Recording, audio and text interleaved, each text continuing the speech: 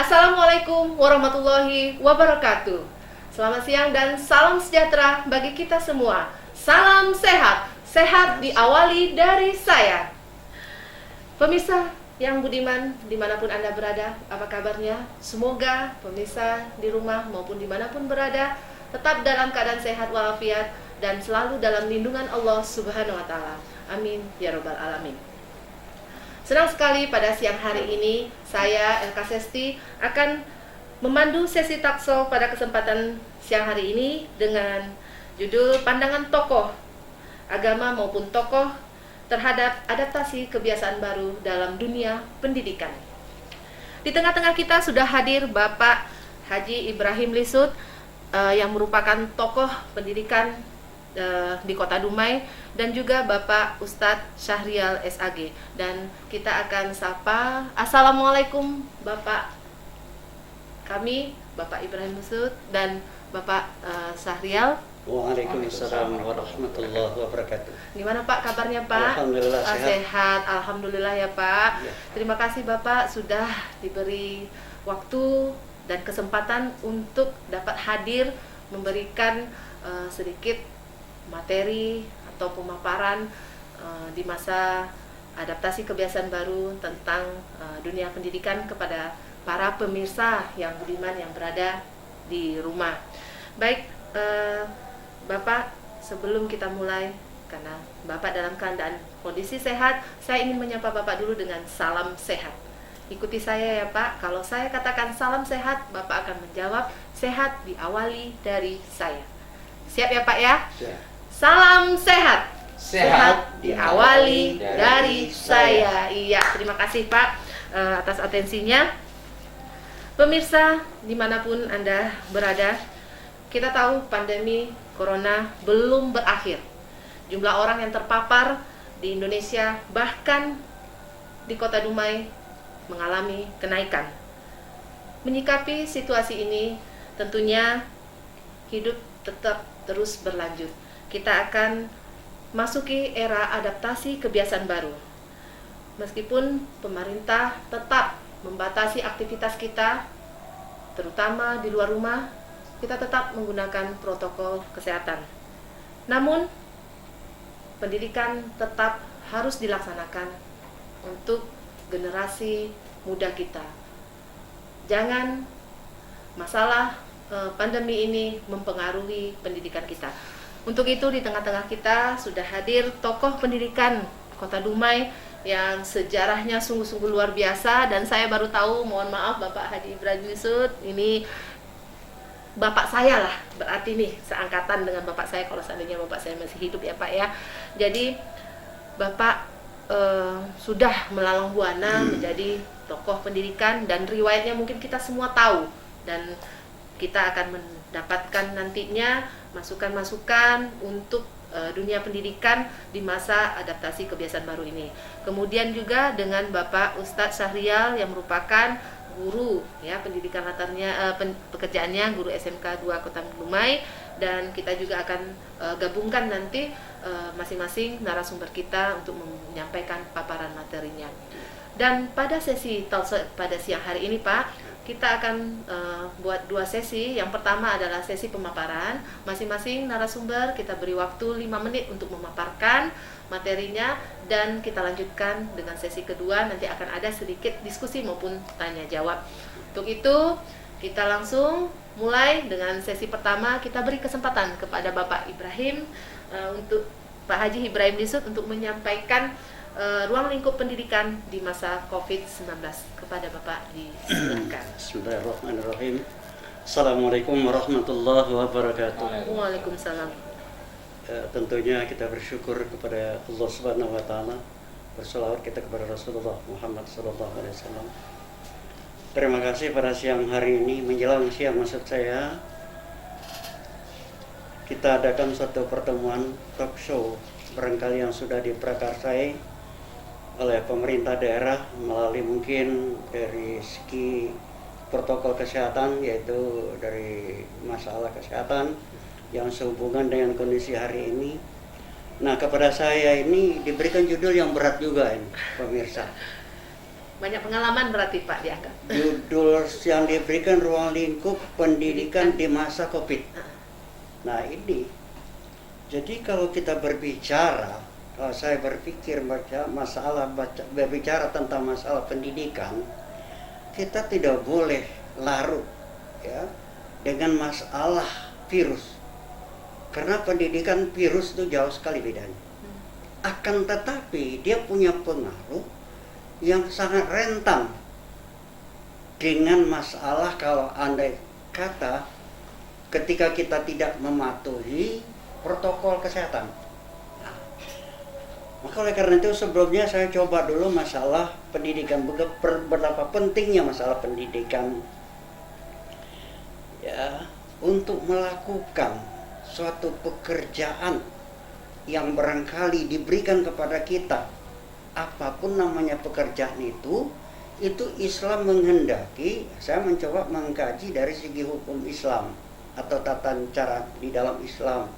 Kita di dalam Islam diperintah oleh Rasul supaya kita berilmu pengetahuan. Nah itu, kita harus berilmu. Ketika ada satu pekerjaan kita kerjakan, kita harus dengan ilmu lah, sehingga pekerjaan itu akan menghasilkan suatu hal yang positif. Ya, kalau tidak, amburadul, apalagi tidak tahu segala-galanya, ya kan? Nah, tapi tidak punya ilmu segala macam seperti apa yang saya katakan tadi. Ya banyak contoh masyarakat yang tidak punya ilmu, kita didinabobokan dengan berbagai kemiskinan, kebodohan, seperti demikian.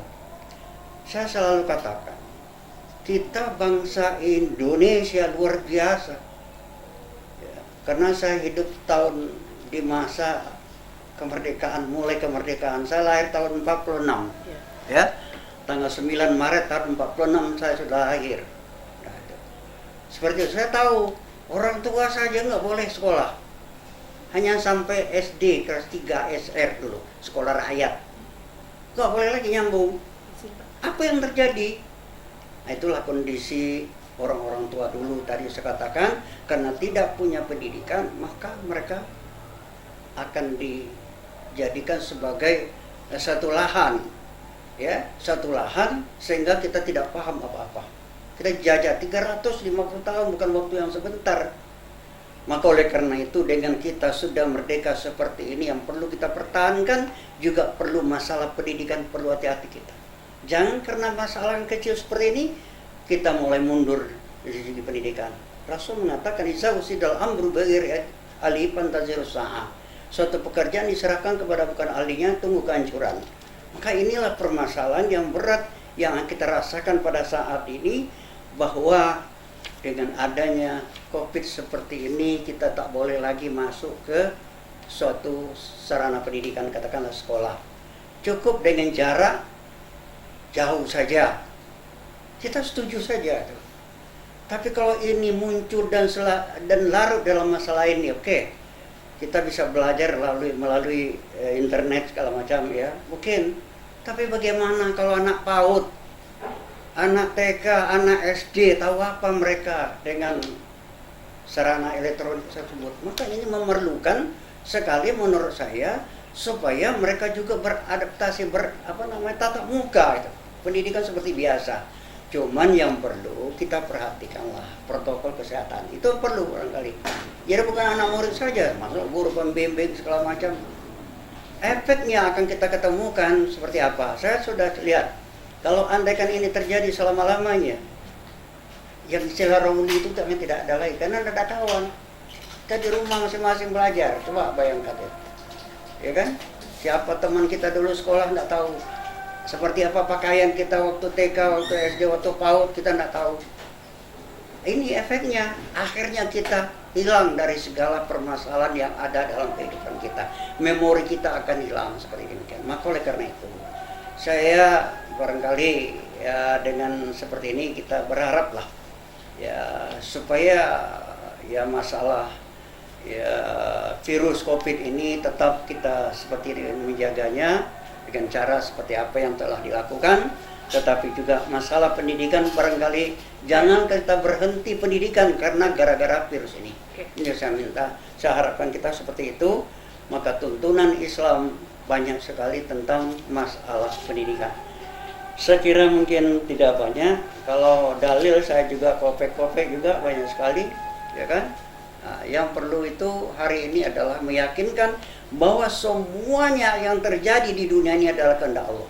Itu yang perlu bagi kita ya, bagi kita umat Islam dan juga kami barangkali termasuk Buya saya di sebelah saya, Pak Sarial sebagai seorang ustaz, ya kan? Ya, itu semuanya apapun yang terjadi ya itu adalah atas kehendak Allah Subhanahu wa taala. Maka kita membacakan la haula wala quwata illa billah. Tidak ada daya upaya kecuali kehendak Allah. Maka oleh karena itu Rasul pernah menyampaikan tidak akan turun musibah kecuali karena dosa kita terbanyak. Ya, wa manazala wa manazala mari illa bizunubi. Karena dosa kita, mari kita bertobat, kan itu intinya di samping usaha. Kemudian Allah tidak akan mengangkat dosa itu kecuali dengan tobat kita. Wa ma rafa'a dzunub ya illa bitaubika.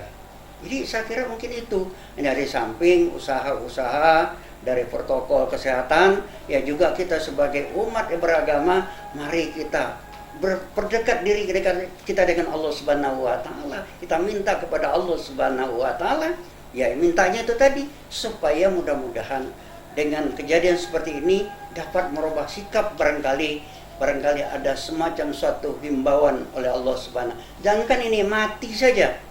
Mati saja itu peringatan. Kafa bil mautika mauizah. Cukup kematian itu adalah peringatan. Nah, jadi kita ambil peringatan, ambil mauizah di sini. Mudah-mudahan ke depan kita akan bisa lebih baik ya, dan juga akan bisa menjadi hamba Allah yang baik di tengah-tengah masyarakat, juga kita menjadi masyarakat yang baik. Saya kira mungkin itu sementara. Ya, terima kasih Bapak narasumber pertama kita, Bapak Ibrahim Disut, yang telah menyampaikan materinya, dan kita lanjut kepada Bapak Haji Ustadz Sahrial untuk menyampaikan materi yang kedua. Kepada Bapak disilakan. Terima kasih. Assalamualaikum warahmatullahi wabarakatuh. Alhamdulillah, salatu wassalamu ala nabiyil karim Muhammad sallallahu alaihi wasallam. Allahumma shalli ala Muhammad wa ala ali Muhammad. Assalamualaikum Rasulullah. Wa qala Allah Ta'ala fil Qur'anil Karim, a'udzubillahi minasyaitonir rajim. Bismillahirrahmanirrahim. Allazina yastami'una al-qaul fayattabi'una ahsanah, ulaika allazina hadahumullah wa ulaika humul albab. Orang-orang yang mendengarkan perkataan yang benar, maka dikira benar itu dengan baik, Allah akan berikan petunjuk dalam hidupnya. Setelah tanda kita makhluk yang diberi akal Allah Subhanahu wa taala. Alhamdulillah, kesempatan hari ini kita akan mensikapi pandemi Covid-19 dari berbagai sisi kehidupan, yang pada khususnya pada kesempatan ini akan kita sorot dalam sisi pendidikan. Menyambung dari paparan dari Pak Ustadz Ibrahim tadi, dampak Covid-19 sangat luar biasa pada sisi pendidikan, di mana-mana kita merasakan, tidak saja kita sebagai tenaga guru pengajar, juga anak didik, juga masyarakat, dan juga guru apalagi. Oleh sebab itu, berangkat dari berbagai macam akibat dampak dari pandemi terhadap Covid-19 ini, pandemi Covid-19 ini terhadap dunia pendidikan, maka tidak mungkin kita berlepas tangan atau membiarkan begitu saja. Bagaimana pendidikan ini kita bisa usahakan berjalan tertatih-tatih walaupun merangkak-rangkak, namun pada hakikatnya kita bisa mengangkat dunia pendidikan ini kalaupun tidak maksimal, tapi kita bergeraklah hendaknya. Dari hal seperti demikian, beberapa pakar ahli menyimpulkan ada yang perlu kita lakukan, ambil sikap secara cepat dalam dunia pendidikan untuk mengangkat derajat dari jatuhnya pendidikan anak kita sekarang. Itu ada beberapa 4 pola, di mana siklus 4 pola ini selalu berputar dalam dunia pendidikan: guru, siswa, orang tua, dan masyarakat. Yang 4 ini harus sinkron terus dalam dunia pendidikan. Kalau dia pendidikan yang berhasil, guru harus bagus, siswa harus baik, orang tua juga ikut, dan masyarakat juga ambil andil dalam pendidikan. Keempat ini harus bersinergi. Maka untuk meningkatkan hal ini, ya, kita harus genjot keempat-empatnya. Tidak bisa dalam satu sisi saja. Pertama sekali kan kita tinjau pola pertama itu pola dari orang tua. Dalam hal ini kita minta kepada orang tua ya, harus bisa berperan sebagai guru, ya, karena orang tua kan di rumah. Ya. Karena yang bertatap muka dengan anak adalah orang tua di rumah, tidak dengan guru. Maka orang tua sekarang harus bisa menjadi guru di rumah. Ya. Dan juga orang tua harus bisa berinteraksi dengan guru untuk mengklarifikasi tentang tugas anak-anak. Di mana orang tua juga peran aktif menelpon wali kelasnya, menelpon gurunya, pasti pelajaran anak hari ini apa harus dibahas. Dia orang tua juga ambil andil sebagai guru dan sebagai orang tua. Kemudian yang ketiga juga orang tua juga bisa memberikan nilai tambah dalam bentuk karakter anak. Bagaimana orang tua juga bisa memberikan contoh terbaik bagi anaknya di rumah, ya, membina karakter anak, bagaimana dia mandiri, jujur, dan juga berakhlak baik. Ini juga. Kemudian yang keempat juga orang tua juga memiliki kesempatan bagaimana orang tua bisa keluar dari bayang-bayang corona ini. Jangan terlalu takut, ya, jangan terlalu pesimis, ya, karena selagi kita masih bisa bergerak membentuk generasi kita, insya Allah anak-anak kita baik. Kemudian juga pola yang kedua, ya, dari siswa sendiri, ya, kita juga harus menggenjot kepribadian anak-anak kita, bagaimana dia bisa mandiri, ya, mandiri belajar sendiri, ya, bagaimana anak-anak kita juga bisa tahu dengan internet, ya, dengan Android, ya, dan juga siswa juga bekerja keras menjalankan tugas yang diberikan guru-guru di rumah, itu pun dibimbing oleh orang tua. Dan juga siswa juga harus bisa berkreasi, berimajinasi. Selama ini mungkin nunggu dari guru, ya, sekarang juga harus bisa kreatif. Sesuai dengan K13 sekarang, ya, guru-guru tidak aktif lagi, murid yang disuruh aktif, guru-guru hanya membimbing. Kemudian juga siswa juga harus bisa mengelola waktu sendiri. Siswa harus bisa membagi, saatnya membantu orang tua, saatnya belajar, saatnya istirahat. Dan jangan sampai nanti karena banyak di rumah, ya, kegiatan belajar sebentar, yang lainnya main, tidak ada bantu orang tua. Ini harus kita kelola dengan pola yang bagus. Kemudian yang ketiga, dari guru sendiri, guru juga mengkonfirmasi kemajuan siswa bisa lihat media sosial. Sekarang sudah ada juga dengan metode classroom, ya, Google Classroom, gimana dia anak-anak bisa tatap muka dengan guru, ya. Nanti wali kelasnya juga bisa tatap muka dengan guru-guru dan juga dengan anak sendiri. Dan juga di media-media sudah cukup canggih sekarang. Dan itu pelatihan-pelatihan sudah diadakan oleh Dinas Pendidikan. Dan mudah-mudahan guru-guru yang gagap teknologi, ya, bisa pandai dan juga bisa terjun ke dunia teknologi. Ya, tidak ada cerita tidak bisa sekarang, harus seperti itu. Kemudian juga guru-guru juga bisa memberikan materi yang sesuai dengan bekal siswa, ya, sesuai dengan aturan-aturan kurikulum. Bagaimana materi itu nyambung, ya. Walaupun sekarang ya namanya praktek nggak bisa dilakukan, tapi teori ya, minimal lah harus bisa sampai. Ya, seperti kami di SMK 2, ya, tak mungkin lah melalui media sosial bisa praktek megang bot, megang tang, nggak bisa kan? Betul. Tapi secara teori bisa disampaikan. Kemudian yang ketiga juga guru sekarang juga harus memutar otak, ya, membangun suasana keterkaitan maksimum, ya. Harus pras otak guru-guru sekarang. Biasanya sistem ceramah di sekolah kan, sistem kasih tugas. Ya sekarang harus dengan teknologi. Enggak membuat modul secara online kan, udah ngasih tugas secara online. Kemudian merekam nilai anak-anak secara online, ya, itu harus belajar. Ya, kalau tidak ya ketinggalan. Ya, itu aja. Kemudian juga guru harus mengembangkan potensi dirinya, itu udah jelas. Kemudian juga guru harus aktif mencari sumber belajar. Ya, jadi guru-guru sekarang harus sering browsing. Ya, browsing dalam artinya cari di Google banyak kok mata pelajarannya, harus dikelola. Nanti di-share-kan anak dan dikerjakan secara digital, ya, nanti di online. Kemudian yang terakhir ya pola masyarakat. Ya, pola masyarakat. Dalam satu sisi ya kita tahu pola masyarakat ini diantaranya ya dinas-dinas pendidikan, ya, dinas Telkomsel. Ya. Mereka itu harus berperan aktif lah. Ya. Kamu perlu kita minta kepada Telkomsel ini, perlu paket-paket gratis tuh diluncurkan lah sekolah kan. Betul. Ya, para guru-guru juga para anak-anak. Karena tidak semua kita punya potensi untuk memilih paket. Betul. Atau memiliki Android. Ini kita minta nanti. Bagaimana anak kita bisa belajar maksimal. Ya. Dan juga konten-konten edukasi dalam proses pembelajaran juga harus tingkatkan. Ya, perlu nanti dinas-dinas pendidikan men-share, ya, materi-materi pelajaran ke Google kan. Nanti di-upload oleh guru-guru, nanti diedit, kemudian di posting pada anak-anak sehingga mereka belajar sinkron. Jadi kalau bisa saling membantu lah begitu. Jangan saja nanti guru-guru semangat, anak-anak juga semangat, tapi untuk memiliki sesuatu yang penting seperti Android atau paket-paket itu mereka nggak bisa. Jika kita minta lah, kita himbau lah pada tokoh-tokoh masyarakat, dinas pendidikan atau dinas pemerintah ya, supaya bisa memfasilitasi lah, atau juga masyarakat memfasilitasi lah anak-anak kita supaya bisa belajar. Jadi sinkron keempat-empat itu dalam bentuk pola pendidikan yang harus kita kejar masa pandemi ini. Kalau ini tidak terlaksana, kita khawatir dari tinjauan agama seperti yang katakan Allah, "Faqala fa yumba'din faqun ada shalah wa tabun syahwat fasafa yalqauna ghayya." Akan datang masa satu generasi yang hancur nanti. Mereka suka nyanyikan sholat perturutkan hawa nafsu, dan mereka itu hancur, akan diganti dengan generasi yang baru.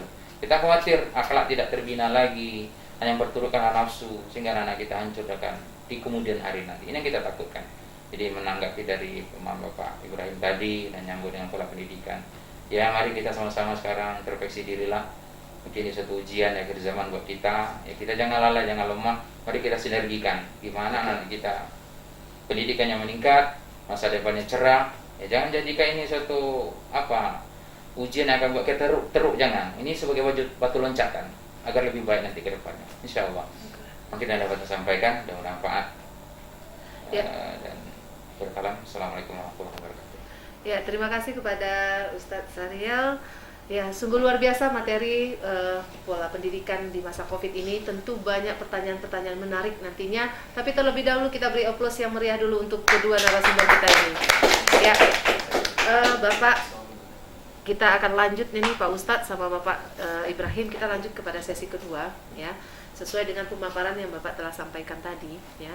Untuk saya dulu kepada Bapak Ibrahim, yang mana di sini sungguh sangat menarik Pak, karena kita tahu pemerintah tidak tinggal diam terhadap pendidikan, karena umat yang melalaikan pendidikan itu nanti umat yang akan binasa, ya kan Pak ya. Saya hanya mengutip ucapan dari materi yang telah Bapak sampaikan.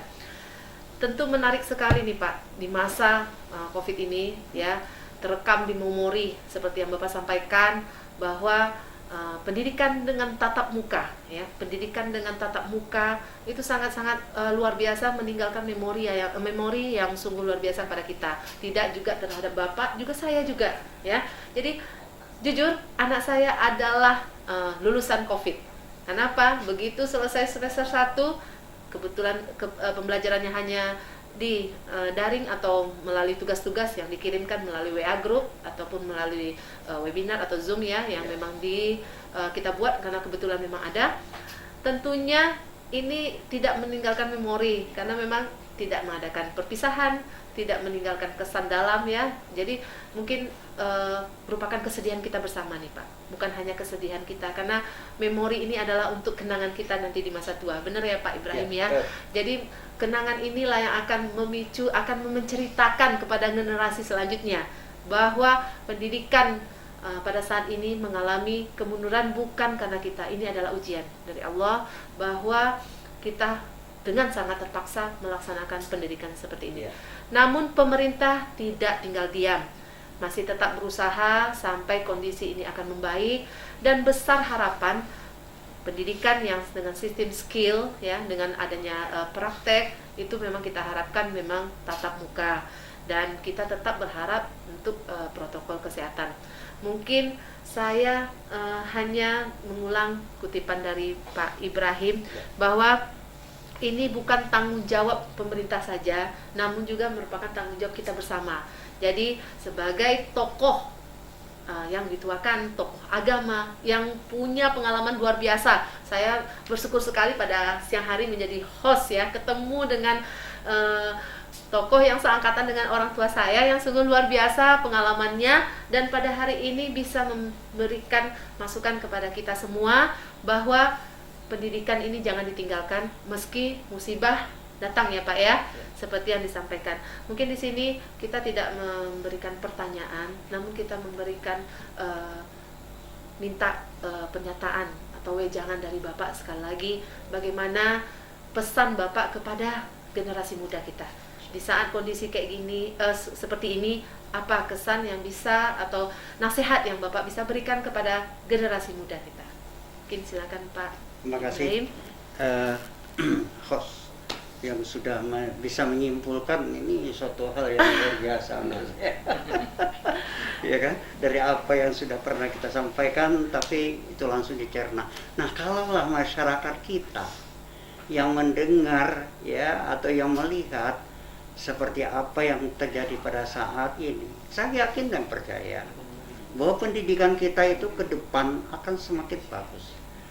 Ya, tadi Ustadz kita sudah menyampaikan peran daripada kita semua harus siap di situ. Jadi bukan hanya guru saja, semuanya kita harus siap di situ. Artinya apa? Karena pendidikan ini bukan pekerjaan satu orang. Tadi dikatakan bukan hanya pemerintah saja, tidak. Ya, tapi kita semua. Ya. Nah, alhamdulillah pada saat ini pemerintah itu saya katakan sudah punya komitmen yang bagus. Tidak bisa jarang ini dilakukan. Tetapi kita juga harus berpikir. Saya katakan tadi, ya dengan kondisi seperti ini tidak boleh larut kita, itu artinya. Ya efeknya yang tadi. Mana bisa tahu anak PAUD, anak TK, anak SD dengan istilahnya internet, Android dan segala macam itu. Tapi kalau SMP, SMA mungkin mereka sudah bisa, ya kan? Dan mereka sudah paham seperti itu. Nah, kenyataan di tengah-tengah masyarakat di lapangan sekarang, anak TK, anak PAUD, anak SD itu nggak belajar. Walaupun disuruh belajar, mereka nggak paham. Kalau dikasih pun HP kepada dia nggak paham, hanya main game dia kan, seperti itu. Jadi saya katakan tidak menjadi suatu prioritas barangkali untuk kita berlarut dengan kondisi ini, itu maksud saya. Jadi mudah-mudahan tentu tadi kembali ke depan cari solusi yang terbaik. Saya minta seperti yang tadi, kenapa ada tatap muka seperti demikian? Saya ingat saudara saya Rasid Ismail tahun 57 saya pernah di pondok sama dia, ketemu tahun 82, ingat semua memori tetap simpan itu. Seperti itu, mungkin yang lain juga seperti itu. Jadi efek daripada pendidikan itu, wah itu kawan saya sekolah dulu, oh itu teman saya dulu bermain segala macam, nah itu. Jadi seperti itu, makanya kalau saya berpikir ke depan tuh, yang pertama mari kita serang bersama-sama virus COVID-19. Cara kita ikuti bersama-sama protokol kesehatan. Ya, dari kesehatan. Kalau itu kita lakukan, jangan mengatakan kenapa takut dengan virus. Ya, ada enggak, bukan kita takut dengan virus, tetapi virus kita lawan. Ya, kita lawan. Ya itu tadi. Jadi seperti itu kita. Ya, kalau masyarakat kita didumai, menurut saya mau seperti itu, insya Allah lah. Insya Allah pendidikan bisa lanjut. Pendidikan bisa lanjut dan kita juga bisa jadi zona hijau Pak. Hijau ya kan, Ya, seperti itu ya. Seperti itu kita harap sehingga pendidikan itu jalan nanti ya. Kita juga ke masjid aman, kita ke kantor juga aman. Betul. Sekarang mulut tutup semua. Ya, orang Pak. kadang-kadang tidak nampak Ustaz, dia siapa dia ini kan. Betul. Kadang-kadang bini awak pun tak tahu ya. Seperti itu. Iya, Pak. Jadi ini jangan berlarut maksud Betul. saya. Nah caranya kita itu tadi kita protokol ikuti aturan ini, ya kan? Kita patuh dengan ini. Betul. Ya enggak usah lah segala macam lagi kita berpikir gitu kan. Kondisinya udah seperti ini dan harus kita terima. Ya. Tu'til mulka man tasya wa tanzi'ul mulka mimman tasya wa tu'izzu man tasya wa tuzillu man tasya biyadikal khair. Kan itu. Jadi itu kita yakinkan seperti itu sebagai kita orang yang beragama. Saya yakin mungkin itu. Betul Pak, betul sekali ya. Pemirsa yang budiman, dimanapun Anda berada, bahwa pendidikan akan bisa tetap kita laksanakan seperti dulu ya. Ada tatap muka, ada proses belajar dan ada proses ya di mana anak-anak bermain ya yang akan menimbulkan memori. Ini tentu besar harapan kita Bapak ya. Kita akan mencontoh kabupaten kota lain yang sudah zona hijau yang tetap melaksanakan pendidikan dan kita berharap Kota Dumai melewati masa-masa kritis ini dan tetap dapat melanjutkan pendidikan ya dengan tatap muka ya dan tentu dengan protokol kesehatan supaya seperti harapan Bapak tokoh agama kita Bapak Ibrahim bahwa anak-anak TK tidak bisa ya Pak ya, TK, SD itu tidak bisa proses pembelajaran lewat online ya atau internet ya Pak ya. Kemudian untuk Bapak Sahrial SAG ya, ini tentu saja peran orang tua ya itu sangat berperan sekali dalam masa pendidikan online ini ya, peran orang tua. Terkadang, nah ini permasalahannya Pak, terkadang tidak semua orang tua mengerti dengan pola pendidikan si anak.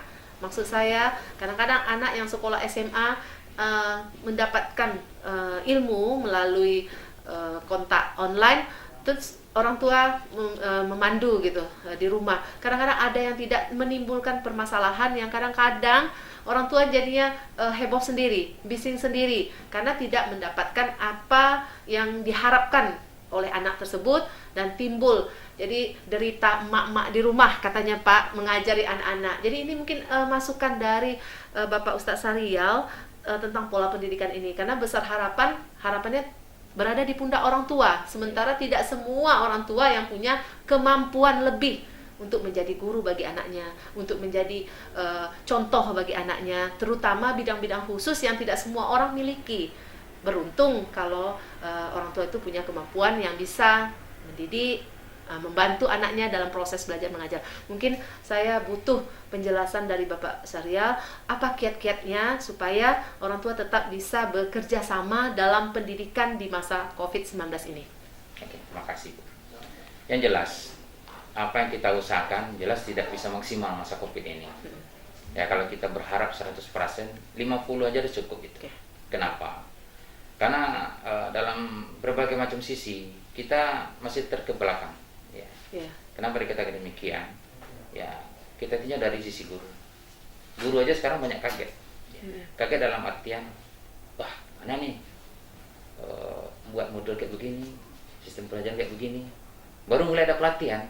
Di sekolah kan baru mulai sekarang. Ya. Sementara COVID udah berjalan. Betul. Ini satu.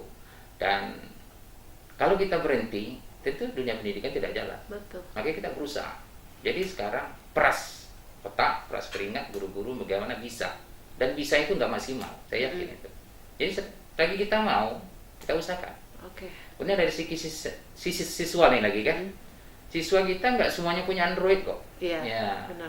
Pas dalam ujian saja ada banyak ngeluh, Pak saya nggak ada Android, gimana saya mau ujian? Ya, pinjam dulu punya kawan. Betul. Pak saya punya Android, cuma bapak saya punya satu, bapak saya kerja, gimana saya mau ujian? Iya. Ya, tunggu Pak kamu pulang dulu. Betul. Ya, ini. Jadi kita usahakan semampu kita, gimana anak kita ini bisa memakai Android. Kalau kamu punya kawannya, Betul. kamu punya bapaknya. Nah ini, kalau kita beli satu-satu ya tak mungkin lah, kita nggak kaya semua kan. Nah, kita usaha aja.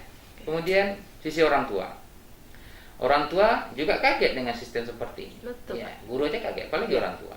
Jadi sekarang gimana maksimalnya orang tua bisa membimbing anak agar bisa menyentuh dunia pendidikan dan mendapat pendidikan, walaupun tidak maksimal. Penting ada usaha.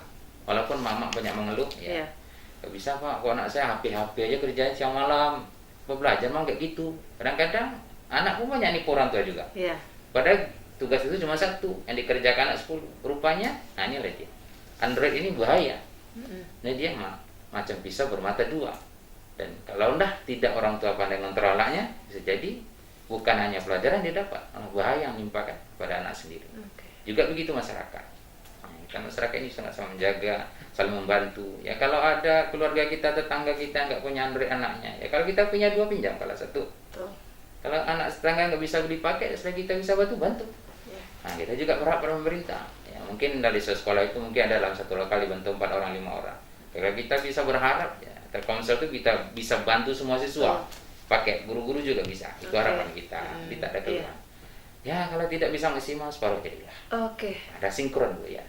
Jadi kesimpulannya kita mencapai 100% harapan mungkin nggak bisa.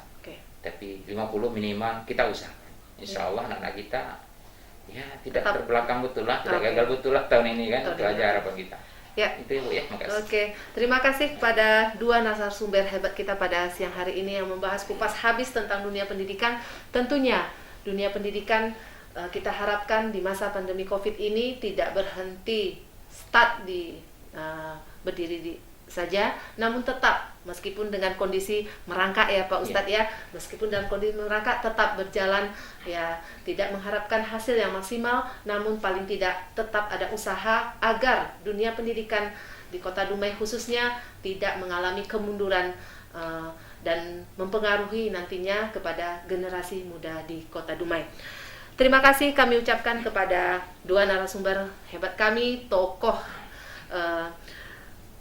Kota Dumai, Bapak Ibrahim Lisut dan Bapak Ustadz Sahrial yang telah memaparkan secara jelas, lengkap dan terinci dan berbagi ilmu kepada kita semuanya. Mudah-mudahan pemirsa di rumah bisa memanfaatkan dan melaksanakan semua yang kita harapkan, yaitu protokol kesehatan di setiap dan di segala kesempatan maupun kegiatan. Dan terima kasih juga kepada pemirsa di rumah yang sudah mengikuti kita dari tadi sehingga selesainya diskusi ini sampai selesai. Untuk itu kita beri tepukan yang meriah untuk acara kita pada siang hari ini. Saya Elsa Sesti, salam sehat.